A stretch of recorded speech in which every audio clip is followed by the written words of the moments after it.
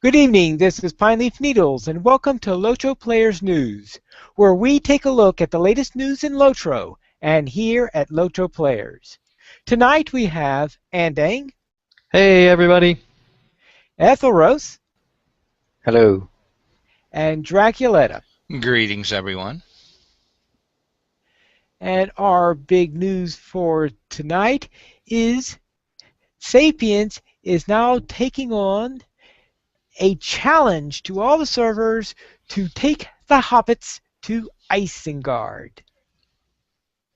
And the first of these challenges was run on Friday with the Gilrain server, And where they actually succeeded. they succeeded in about 1 hour and 22 minutes, and they managed to do it without Sapiens' character getting killed a single time. So they've thrown down the gauntlet. Landerville can beat it. Yes. Now, of course, they had an entire army escorting Sapiens at the time. Landerville can beat it. Okay, assuming everybody doesn't lag out and crash. Do we know how many people they actually had? I don't know, but I noticed that Sapiens' channel was lagging all throughout the thing. I'll tell you guys how we're going to do it. It was a small army. I'll tell you guys how Landerville's going to do it later, but all we need is, well, you don't even need traveling rations anymore, I guess. You just need, to use something to summon him somewhere, and that might work. No, he does stipulate that he has to walk all the way. Okay. Aha! What's your idea now, Ainding? Yes, Well, he it can has walk to. back. We'll just won't count it on the time total. It'd be great. But they did have a 24-player raid which Sapiens was in, and I have a feeling that wasn't everybody that was escorting him. Not by any means. You could tell Yeah. on the feed that there are hundreds of players there escorting him. Yeah. So they managed to kill every mob that was anywhere near him. But once again, it's nice to see Sapiens taking a stand and trying to really get a lot of community involvement. I'm glad that he's doing something. Right.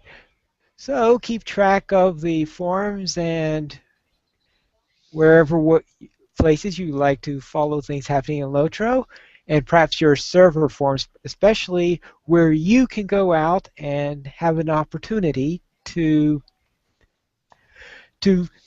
beat this one, because I'm sure your server is going to get chosen pretty soon. Everyone's server is going to get at least one shot at this, and he is going to try to choose times that are reasonably within the server's time in which they'll be on. The one on Gilrain was 2:30 in the afternoon server time, but that's because Gilrain's a UK server, so that's when their players would be on.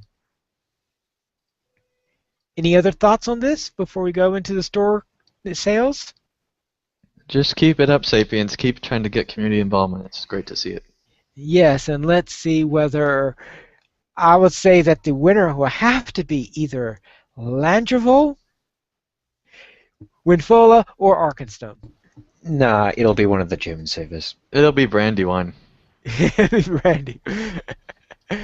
No. Sapiens' computer will blow up when they try to do Brandywine.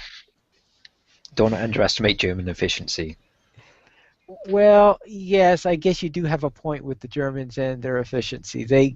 They may have the most drilled group you'll ever find, and Sapiens won't understand a single word that's going on. And so he'll never know that it's time to start walking, and they'll take forever. See, that's not going to work. So it's clearly going to be Landerville all the way. So he's obviously going to have one of the staff that knows German with him at the time. Even with your 4 wardens on Arkenstone Pineleaf, we are still going to win on Landerville. No, on Ladville, people are too busy partying to notice he's being attacked. That's mostly true, yeah. And too many people haven't been to Isengard yet also, but we will still beat Arkenstone. All right, there has been the challenge. We'll inform Brannick that. Very well. This week on sale, our free sample of the week is 1 black die, course, one per customer, and the code is BDYE9. So it's Black Die 9. So that sounds like a logical enough one. It And does. for our sale items, for 20% off, we have the following items: the Runekeeper class, the Warden class slots. You can see a trend here, don't you? Skill and Slayer deed boost, so you could help maybe to get this new character of yours to more rapidly get those trait points, and Mithril coins. Which are All right. great for lore master pets, I found out today. Great for lore master pets, and it's great for people like Cascaval who like to teleport to every place you could possibly think of. So anybody else have any preferences they wish for the sale this week? Well, Pineleaf likes the Warden. Yeah, but buying the Warden is pay to win, so. I'm pretty sure you just insulted Pineleaf's entire playstyle and life work just then. That was a major insult. And besides, everyone knows that the most overpowered class right now is the Lore Master. No, you can burst down the Lore Master. But then that was just my inner creep coming out. Yeah, So, yeah, but that's just a creep. But in PvE. Yeah, I ain't denying LMs are OP. Don't catch me doing that. Very well. Now for LOTRO Players News, for news at our site. First, we have an article on what NPCs are thinking. And exactly what are they thinking? A lot of things, Pineleaf. This was a great article by Scutto Dragonslayer, and he made a video that was following a similar style to a WoW video that talked about what LOTRO NPCs are thinking. And he had a lot of great moments, including settlements that haven't been finished yet, and all sorts of other things. And I highly recommend everyone check out this great short piece of machinima for LOTRO, and encourage Scutto to keep doing more creative things, because this was just a great job. And second, we have Ethros describing an app or program or whatever it is called SweetFX. Yeah, I'm still not sure what to refer to it as, because it's not really a plugin. It's a graphics mod for LOTRO, basically. Yeah, let's go with that. Basically, what it does is it changes a number of the settings. A lot of the settings that the in-game settings don't really work for. So things like it sharpens the textures quite a lot more than the in-game settings can do. So everything looks a lot more crisper and more detailed. Other things like making the game world more colorful. So as I include screenshots, so you can see like the light from the fire is more red rather than just plain white, and also the kind of grey filter over the whole game world is lifted quite a bit. It just makes the whole visuals quite a lot more vibrant. Personally, I like it. Yeah, some of the screenshots look really impressive of what it's able to do. They show a lot of before and after stuff.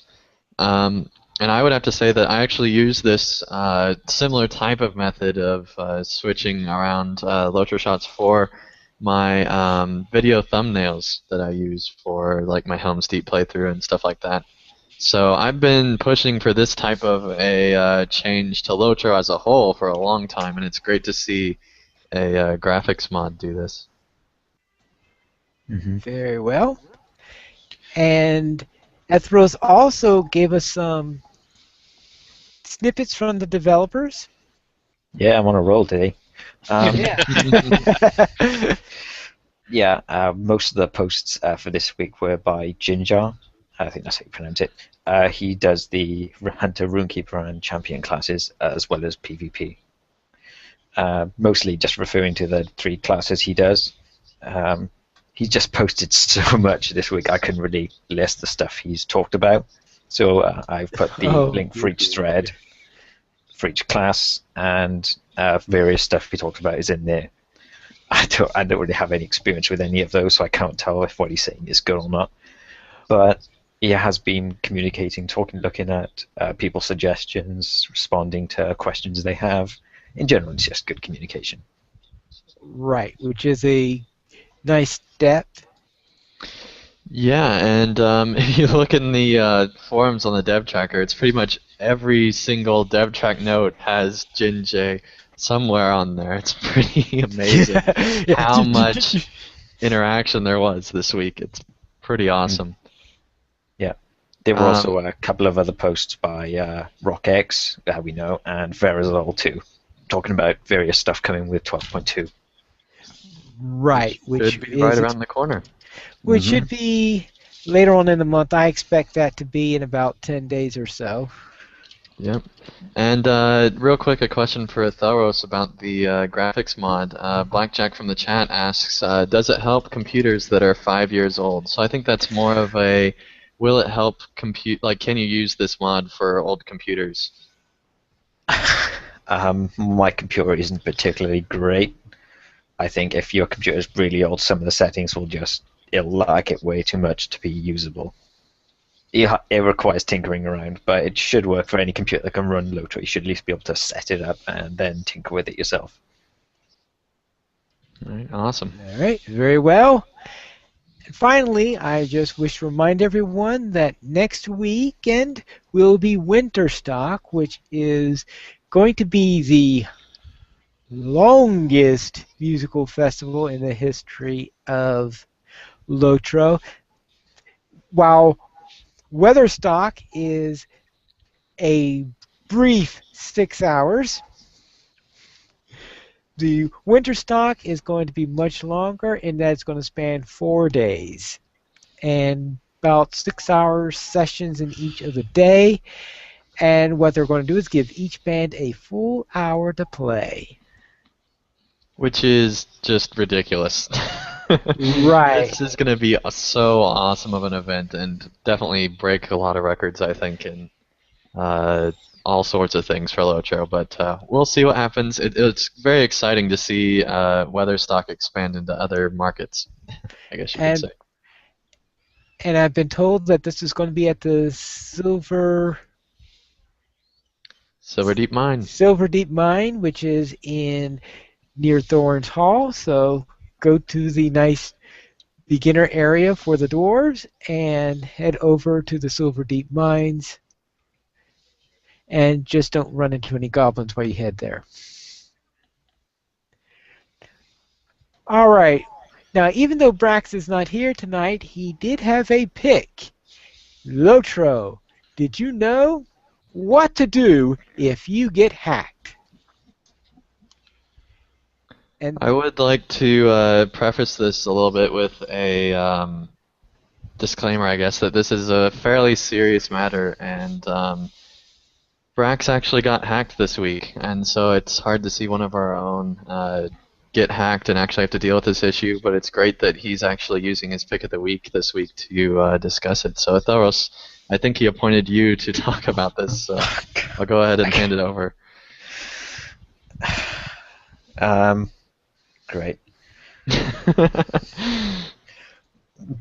Basically, yeah, as you were saying, Brax got hacked this week, and as it turns out, Turbine has fraud detection in place. So it's set up that I'm guessing it detects it from like a different IP address or something like that. I'm not quite sure how this works, but Turbine will detect that and just close down the account and prevent anyone using it until you send an email to them, and they will unlock it then. He linked to a article by Leonor from LOTRO Reporter, MMO Reporter, all that reportering stuff. Giving various tips on what to do if you do get hacked. So certain things like if you are hacked, you have 10 days to report it. You can get most or all of your stuff back. Obviously, certain things will depend on the value of the stuff. Yeah, and Leonor actually has all of his Did You Knows there on his website from the podcast. So if you ever can't remember what episode it was or something like that you wanted, the best bet is to go over to his website and look on there, because there's a lot of great content on there talking about different things that you might not know. Right. So that is praxis. So now we're going to donations, but there were no donations this week. But if you would like to help LOTRO players, simply go to the donations page where you can help support the podcast on LOTRO players and also help support the site. We have $5 and $10 mentions, where if you donate $5, you will get a mention on any one of our active podcasts. If you donate $10 or more, then you will have a mention on all of our active podcasts.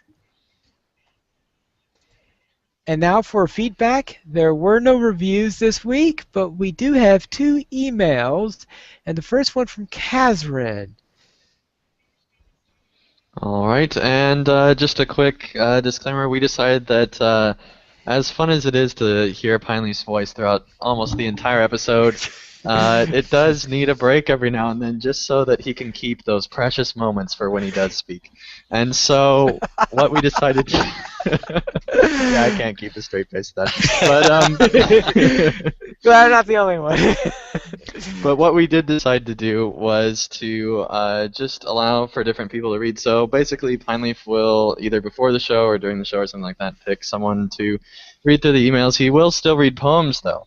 So you can send those in if you want him to read those. But anyway, I'll go ahead and take this first one. So this first email is from Kazrin, and she writes, "Hi.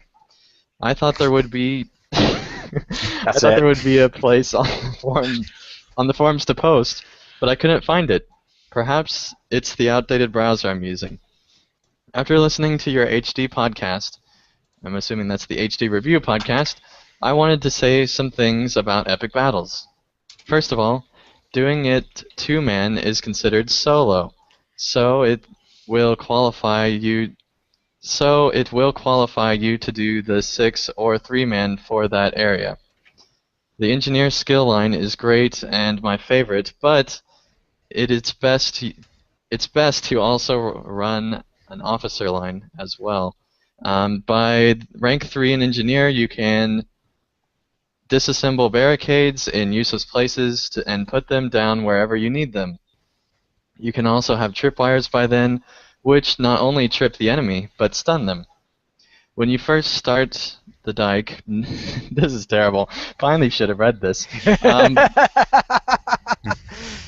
No one should click on gambling until all the barricades, catapults, and ballistas are just where you want them. That's actually a really good tip. I actually haven't heard anyone suggest that before. Has anyone heard that been suggested before? Well, I don't think I would exactly do it that way, because I guess if you're building your own, maybe, because if I were starting it in the for the first time or something like that, waiting 10 minutes for the orcs to move, I could build most of the stuff by that time, until you have the high enough engineer skill. Right. And she also continues, we also save a barricade in our bag in case we get the powder or horses side quests, which are both kind of challenging, and so it's great to have that barricade saved up. By rank 4, you can build small ballistas and catapults wherever you want them. For instance, if you're doing the dike, you can put a catapult right on the bridge above where the war machine might come. One crank, drop, and boom! The war machine is dead very quickly. You can also build... What?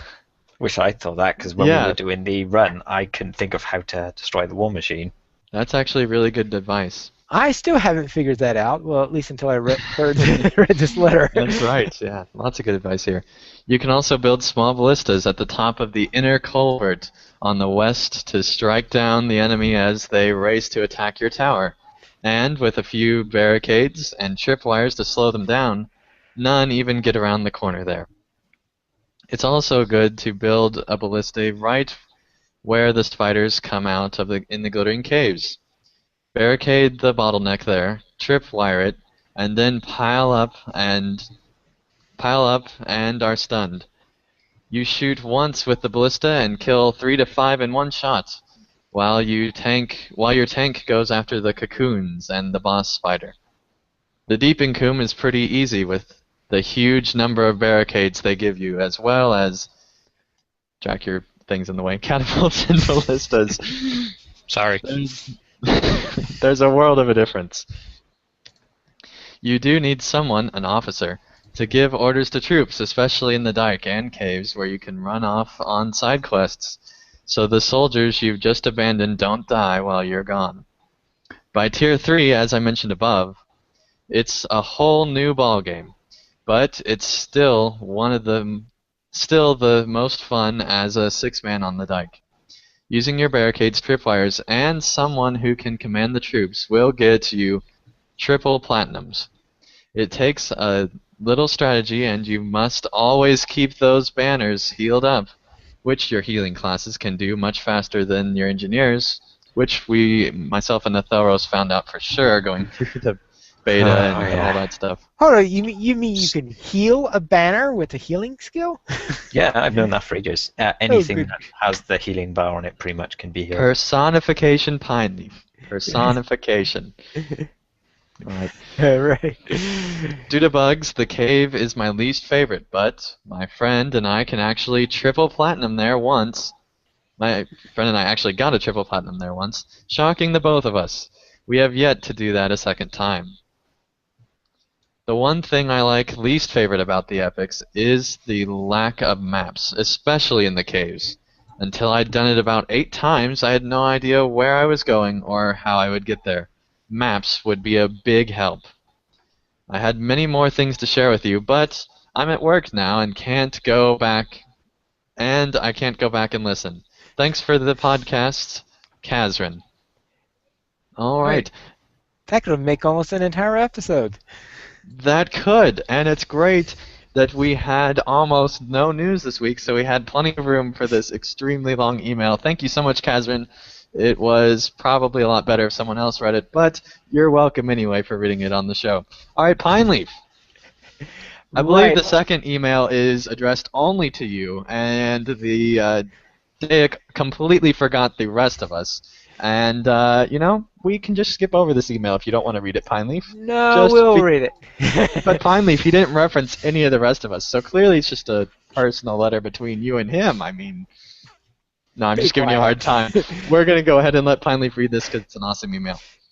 Hi, Pineleaf. I've recently begun running more skirmishes and have a few questions. I read that you receive a 50% mark buff if you allow the IF to randomly select your skirmishes. Is this correct? I am not getting any notification of a buff being applied either when the skirm launches or as an icon on my main screen. Well, the bad news on that is that buff was removed with the release of Helm's Deep, so therefore while you used to get such a buff, you no longer do get such a buff. So that's why you haven't been seeing it. Do you think that that's like a bug, or are they trying to get more people to do epic battles, or what do you think on that? The only thing I can think of is as related to epic battles in order to encourage people to go there. That's the only reason I could think of. It's possible that's a bug instead. And it could be related that because now they've hooked up epic battles into the system, which doesn't award marks, that it didn't play nice with that. So Well, that's another true possibility. So it could easily be a bug that they didn't realize. I can't remember if I actually had bugged it or not. 2. A chest only appears at the end of some skirms.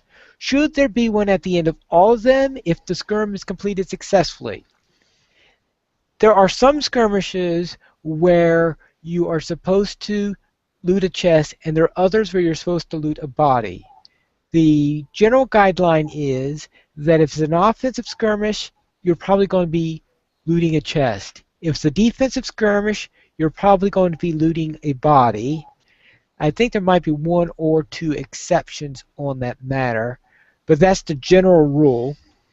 Now, one thing to keep in mind is that on Storm on Meth Address, that's the only one where you loot both the body and a chest, because there are three endings to that one, and one of the endings has the boss getting away. So therefore, since that's a possibility of being unable to loot the boss, they decided to give that as an extra reward if you manage to keep the boss there. Though it's been a long time since I've had the boss run away on me. Now I should note that there are two skirmishes, the Battle of the 21st Hall and the Way of Smiths, where the boss is auto-looted. So therefore, while you do loot the body, it's auto-looted instead of you having to loot it yourself. While on all the others that have a body for you to loot, you have to loot it manually. 3. In skirms that offer banners or other buffs like 21st Hall, do you get more marks if you complete the skirmish without using any of the banners? And the answer to that is no. You get the same number of marks regardless whether you use the banners or not. That's, of course, unless you fail to use the banners and get killed, or when your one of your helpers gets killed, in which case you'll get fewer marks. Thanks for your help. Great podcast, Deak of Dwaradelf. If you wish to... Okay. Thanks, Deak, for writing in. That's awesome. Anyone have anything else they want to add to any of those responses? It's great to be getting emails. Very well. You can contact us at lotroplayers.mymiddleearth@gmail.com. You can also follow us on Twitter. LOTROPlayers is at LOTROPlayers. Andang at PVMP_Andang. Braxwolf at Braxwolf. Draculetta at Draculetta_72. Ethelrose at Ethelrose. Mystery at MysteryXOX, and that's mystery with an I, not a Y. And Pineleaf, something of Middle Earth. Yeah, I just blanked on what to put this week. Very well. All right, I'm something of Middle Earth, apparently. And then again, that may or may not be Pineleaf's actual Twitter. Right. Proceed with caution. Yes. And LOTRO Players News goes live every Saturday at 8:30 p.m. server time, which is U.S. Eastern Time. You can join us by going to lotroplayers.com/live. And be sure to join us in the live chat, because we had a rather lively live chat today. And that is all for tonight. And until next time, this is Pineleaf Needles, and remember to skirmish responsibly.